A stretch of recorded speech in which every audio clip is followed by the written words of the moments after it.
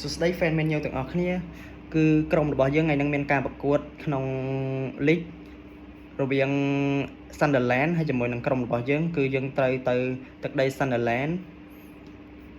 Stadium of Life នៅដី Sunderland អញ្ចឹង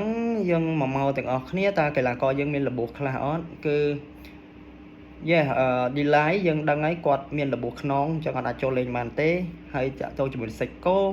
គាត់មានរបួសជើងមិនតែយើងអត់ទាន់ច្បាស់ទេយើងចាំមើលទាំងអស់គ្នាថាគាត់អាចចូលលេងបានអត់ហើយរវាង head to head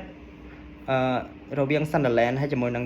Man U គឺ Man U ឈ្នះទាំងអស់3ប្រកួតចុងក្រោយហើយតាក់ទងជាមួយនឹង5ប្រកួតចុងក្រោយក្នុង League គឺក្រុមរបស់យើងឈ្នះ3ប្រកួតចុងក្រោយប៉ុន្តែ Sunderland អត់អាចឈ្នះបានទេមានចាញ់2និងស្មើ1អញ្ចឹងបើយើងនិយាយតាក់ទងជាមួយនឹងភាព confident គឺ Man U ឈ្នះដាច់ហើយបើយើងក៏លេខមកមើលក្នុងតារាងពិន្ទុវិញគឺ Man U នៅលំដាប់ទី3អញ្ចឹងយើងជាប់ទៅលេង Champions League រដូវកាលក្រោយហើយយើងអត់មានអីជាកង្វល់អីទេយើងគ្រាន់តែចង់ឈ្នះហើយពិន្ទុយើងបានល្អអញ្ចឹងទៅយើងបាននៅលើ Liverpool អីចឹងតែអញ្ចឹងទៅយើងបានឌឺ fan Liverpool ដែរហើយតែចុងមួយ Sunderland ការប្រកួតនេះនៅតែសំខាន់ព្រោះអីដើម្បីទៅលេងពានអឺរ៉ុបពួកគេត្រូវតែឈ្នះហើយអត់មើលក្លឹបផ្សេងទៀតដែលនៅលើគាត់ហ្នឹងបើសិនជាចាញ់គឺគាត់មានឱកាសទៅលេងនៅពានមួយណានៃទ្វីបអឺរ៉ុបបានព្រោះអី